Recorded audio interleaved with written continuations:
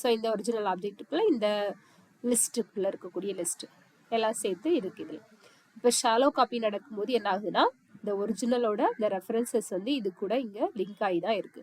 ஆனால் டீப் காப்பியை பாருங்க, ஒரிஜினலுக்கும் டீப் காப்பிக்கும் இடையில எந்த விதமான லிங்க்கும் இல்லை. ஓகேவா?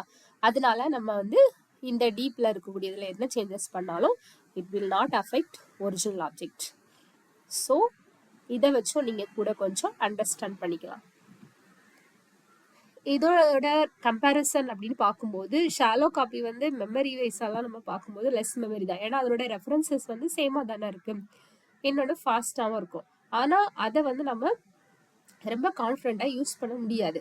ஏன்னா நம்ம தான் அதோட காப்பி ஆப்ஜெக்டை சேஞ்ச் பண்ணால் ஒரிஜினலையும் சேஞ்ச் பண்ணி விட்டுருது. ஸோ அதை வந்து நம்ம ரொம்ப கான்ஃபிடென்ட்டாக யூஸ் பண்ண முடியாது. தேவைப்படுற இடத்துல மட்டும் யூஸ் பண்ணிக்கலாம்.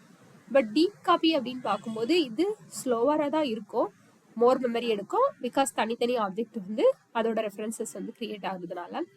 ஆனால் இது வந்து ரொம்பவே சேஃபரான மெத்தட்.